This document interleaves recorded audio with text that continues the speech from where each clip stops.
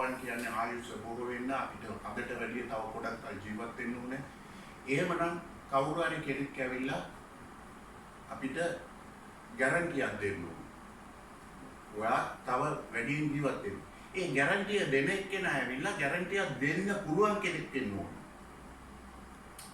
හැමෝම ඇවිල්ලා ඔබලාට බ්‍රදර් මේ ඔයා තව අවුරුදු 100ක් ජීවත් වෙනවා කියලා කියන්න පුළුවන් කිව්වොත් එම අපි විශ්වාස කරන්නේ. නමුත් හොඳ ડોක්ටර් කෙනෙක් ඇවිල්ලා අපිට කිව්වොත් එම බ්‍රදර් ඔයා හොඳ තව අවුරුදු 75ක් විතර ජීවත් වෙන්න පුළුවන් කියලා අපි ඒක විශ්වාස කරනවා. නමුත් ලෝකයා ඉදිරියේ ලෝකයේදී ලෝකයාට පිළිගන්න පුළුවන් ගැරන්ටියක් දෙන පුද්ගලයෙක් ගැන අපි දැනගෙන සිටින්නට ඕනේ. ඒ තනන් වහන්සේ අද කියනවා නුඹට කිසි නපුරක් නොවන්නේය කියලා. නුඹේ ගෘහයට නුඹේ ගෙදරට කිසි වසංගතයක් එන්නේ නැහැ කියලා. ගීතාවලියේ 10 වෙනි පරිච්ඡේදයේ සඳහන් වෙලා තියෙන විදිහට නුඹගේ ගෙදරට කිසි නපුරක් වෙන්නේ නැහැ කියලා. ඒ ගැරන්ටිය දෙන්නේ ජීවමාන දෙවියන් වහන්සේ. දැන් අපි ඔක්කොම ඇවිල්ලා මේ කොරෝනා කියන මේ ඊටමත් බැරෑරුම් ඊටමත් අවාසනාවන්ත කාල පරිච්ඡේදයකදී අපි ජීවත් වෙනවා. මේ කොරෝනා කියන වචනේ තේරුම ඇවිල්ලා ගණිත ක්‍රමයට එකතු කරලා බැලුවොත් කොරෝනා අකුරු වල සියලුම අකුරු වල එකතු ඇවිල්ලා 666. 666 කියන්නේ සාතන්ගේ අංකය.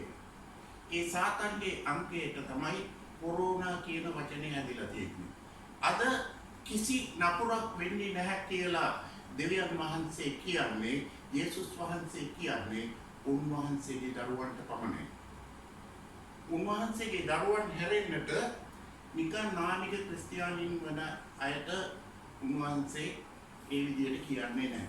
ඒ නිසා අපි තේරුම් ගත වෙන්න ඕන අපි දෙවියන් වහන්සේ තුල ජීවත් වෙන දරුවන් හැටියට ඉන්නවාද කියලා.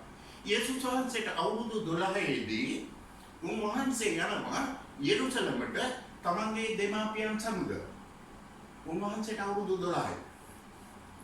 ඒ යන්නේ පස්කා කියන මේ උත්සවය සමරන්න.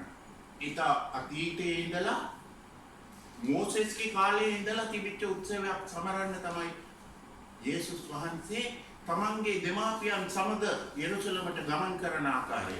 යනවා යේසුස් වහන්සේ එතනට යන එක පැහැදිලිව දේව වචනේ සඳහන් වෙනවා. නමුත් මතක තබා ගන්න යේසුස් වහන්සේ එතනට ගිහිල්ලා හැරිලා එන දෙමාපියන් සමග ආවේ නැහැ. උන්වහන්සේ එතනදී ඔවුන් සමග වෙන් වුණා. දෙමාපියන් සමග වෙන් වුණා. දෙමාපියන් සමග සිටියේ නැහැ.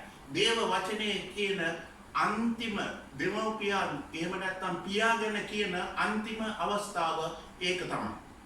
එතනින් එහාට යෝසෙෆ් තුමා ගැන කිසිම සඳහනක් වෙන්නේ නැහැ. යේසුස් වහන්සේ මැරිලා නැවත ඉපදෙන තුරුම ඔහුගේ පියා ගැන කිසිම සඳහනක් වෙන්නේ නැහැ. ඒක තමයි දෙවියන් යේසුස් වහන්සේ පියා සමග යන අවසන් ගමන. මොවුන් හිතාගෙන හිටියා යේසුස් වහන්සේ අවුරුදු 12ක් කිව්වම සාමාන්‍යයෙන් අත අල්ලගෙනම යන්න ඕනේ. එයාට අපි පස්සෙන් එන්න පුළුවන්. අපිව දැකගෙන එන්න පුළුවන් කියලා දවසක ගමනක් ආවට පස්සේ යේසුස් වහන්සේ නැහැ කියලා දෙමාපියන් දකිනවා මේ සෙනගාස්සේ යේසුස් වහන්සේ නැහැ කියලා. දැන් සෙනගාස්සේ යේසුස් වහන්සේ හොයන්න පටන් ගත්තා. සෙනගාස්සේ නැහැ. ඔබ අද මම යේසුස් වහන්සේ හොයනවා. නැති යේසුස් වහන්සේව මිනිස්සු අස්සේ හොයනවා. යේසුස් වහන්සේ එතන නැහැ. නැති යේසුස් වහන්සේව අපි මිනිස්යන් අස්සේ හෙව්වට අපි යේසුස් වහන්සේ ඉන්න තැන හරියට තේරුම් අරගෙන නැහැ.